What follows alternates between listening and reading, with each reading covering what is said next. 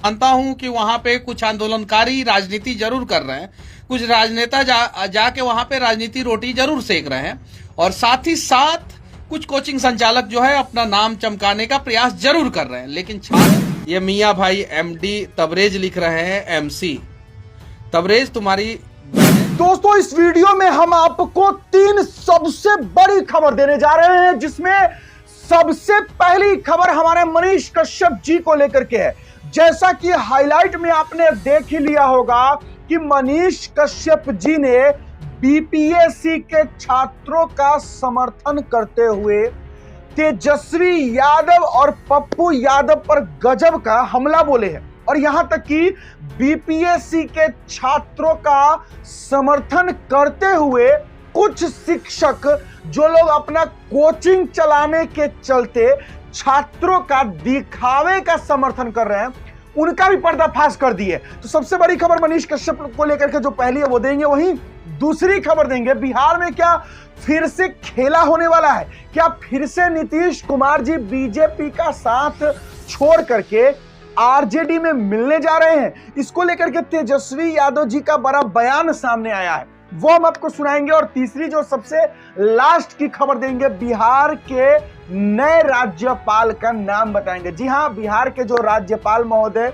आर्लेकर जी थे, वो अब बिहार के राज्यपाल नहीं रहे, अब नए राज्यपाल बन गए। कौन बन गए हैं, ये तीसरी खबर देंगे। चलिए वीडियो की शुरुआत करते हैं। नमस्कार, मेरा नाम बिट्टू सिंह है, आप इस वीडियो को द बिट्टू सिंह पर देख रहे होंगे। चलिए सबसे पहले बात करते हैं मनीष कश्यप जी का।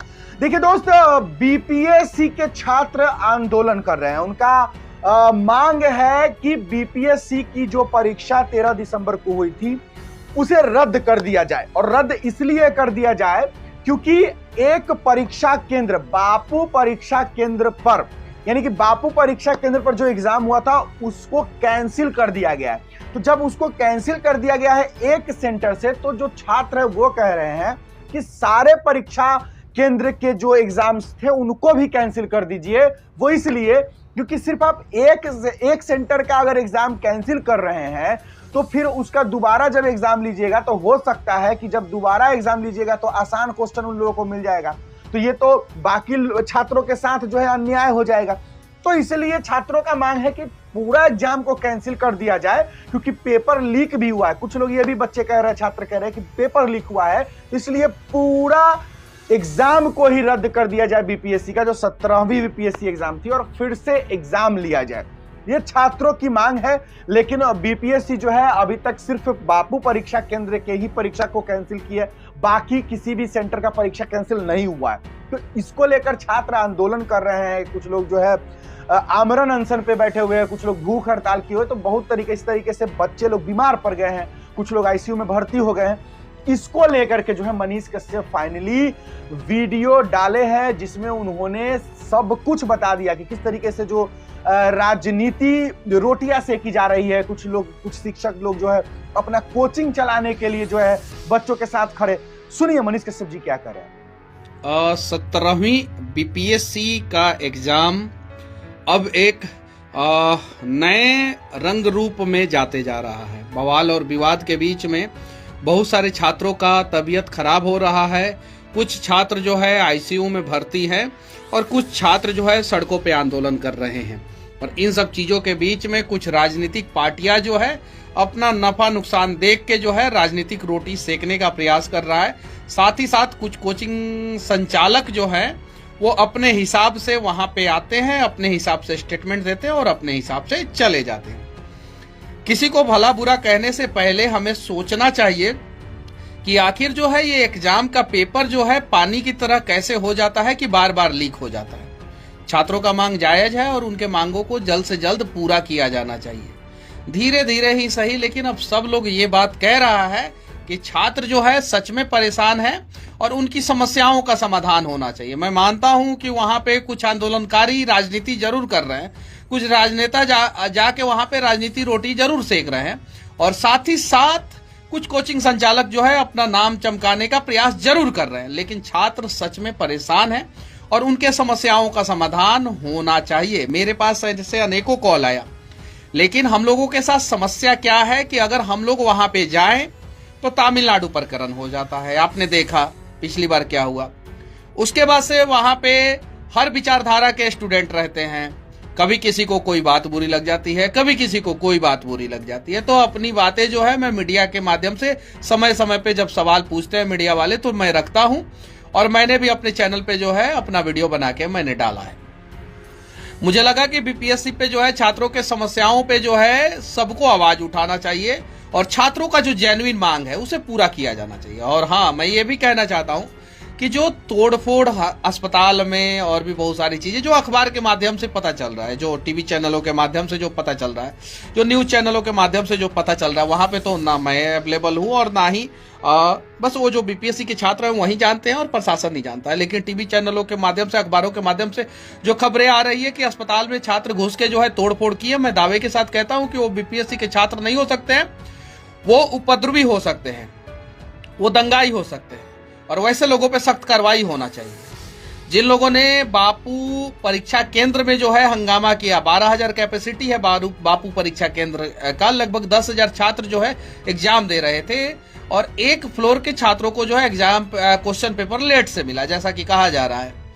मैं कहना चाहता हूं कि वहां पे सीसीटीवी लगा था, जैमर लगा था, सारा चीज का व्यवस्था था, जैसा कि अखबार के माध्यम से पता चल रहा है कि बीपीएससी पूरी तरीके से कमर कस चुकी है। जैमर लगा के, सीसीटीवी लगा के जो है एग्जाम केंद्रों की निगरानी की जाएगी।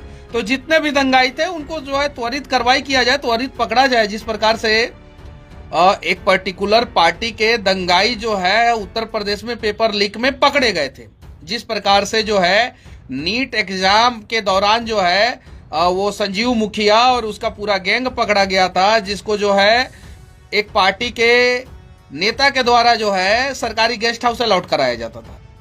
हम इस राजनीति और नाफा नुकसान में मैं नहीं जाना चाहता हूं। मैं बस इतना ही कहना चाहता हूं कि बस बीपीएससी के छात्रों के साथ इंसाफ होना चाहिए, और हाँ, हर एक छात्रों को जो है बीपीएससी पे भरोसा होना चाहिए कि बीपीएससी जो है हमारे साथ इंसाफ करेगा। बस मैं इतना ही कहना चाहता हूं।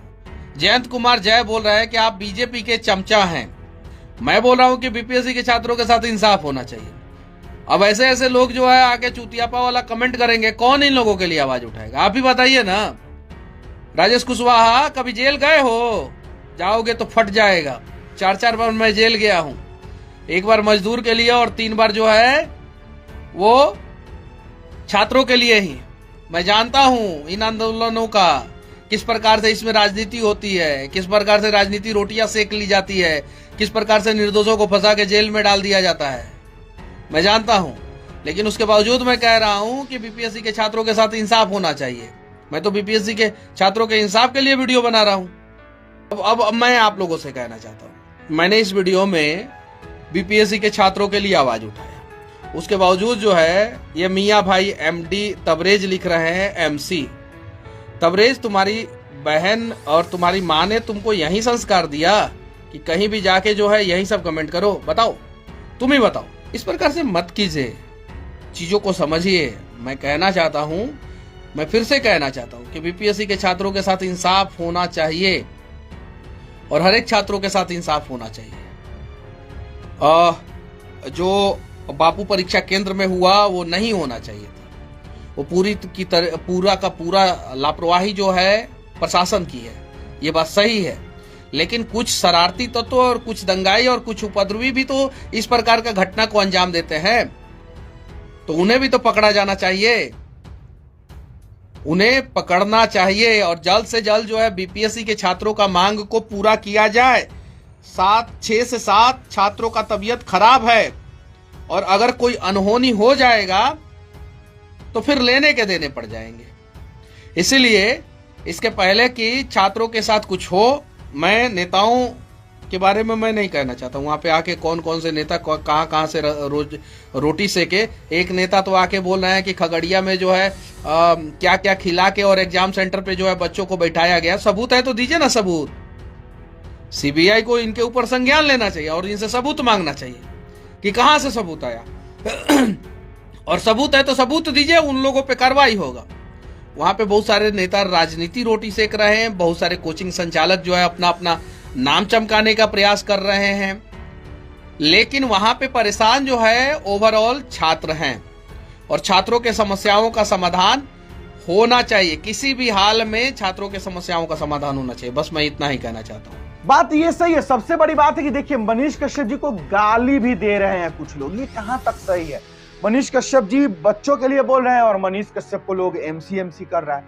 तो आप क्या सोचते हैं? और मनीष कश्यप जी एक बात तो बिल्कुल सही बोले कि अगर वो समर्थन के लिए अगर जाते हैं छात्रों के बीच में तो पता नहीं छात्रों का क्या विचारधारा होगा, हो सकता है मनीष कश्यप पर वो हमला कर दे या कुछ भी गलत हो सकता है, इसलिए मनीष कश्यप जी नहीं जा रहे हैं। और ये भी है कि मनीष कश्यप जी अगर उतरते हैं तो हो सकता है कि उनको जेल भेजा जा सकता है साजिश के तहत। तो इसलिए भी मनीष कश्यप जो है एक मांग वीडियो के जरिए सरकार से की है कि बीपीएससी के छात्रों के साथ न्याय होना चाहिए, बीपीएससी के छात्रों को इंसाफ मिलना चाहिए। चलिए बात करते हैं दूसरी खबर पर। क्या नीतीश कुमार जी तेजस्वी यादव के साथ फिर से वापस आएंगे? क्या जेडीयू आरजेडी के साथ महागठबंधन में चुनाव लड़ने जा रही है बिहार विधानसभा का? क्योंकि ऐसी खबरें चल रही है कि जो नीतीश कुमार जी है उनका मूड जो है बदल चुका है, जो बीजेपी है, बीजेपी उनको अपने इशारों पर नचा रही है। तो क्या नीतीश कुमार जी चाह रहे हैं आरजेडी में आना? तेजस्वी जी क्या बोले हैं जरा सुनिएगा आप। आज भी सामने आ रही है, कई जो बीजेपी के बड़े लीडर है वो। अरे आप बात समझिए एक बात, अब यहाँ सीएम जो है पूरी तरीके से भाजपा जो है उन चला दी है। यहाँ का जो सीएमओ है वो उसका कंट्रोल जो है भाजपा के नेताओं के पास है। और जो इनके कुछ 4 जो नेता हैं, 2 दिल्ली में चले गए हैं, 2 यहाँ हैं, वो भाजपा के संपर्क में हैं। तो पूरी तरीके से कंट्रोल जो है अब अमित शाह जो है कर रहे हैं। देखिए बयानबाजी तो हो ही रही है, लेकिन खेला कुछ भी हो सकता है क्योंकि बिहार है, बिहार में तो कुछ भी हो सकता है, खेला होते ही रहता है। आपको क्या लगता है, क्या नीतीश कुमार जी को तेजस्वी जी के साथ चुनाव लड़ना चाहिए बिहार विधानसभा का? आपका राय विचार जरूर हम सुनना चाहेंगे, कमेंट बॉक्स में जरूर लिख दीजिएगा। चलिए अब आप जानना चाहते होंगे कि बिहार का राज्यपाल नए कौन बने हैं, तो जान लीजिए नया है, उनका नाम है आरिफ मोहम्मद खान। बिहार के नए राज्यपाल बने हैं। ये पहले केरल के राज्यपाल थे, अब जो है हमारे बिहार के राज्यपाल बने हैं। और बताया जा रहा है कि 26 साल के बाद जो है कोई मुसलमान राज्यपाल बिहार के बने हैं।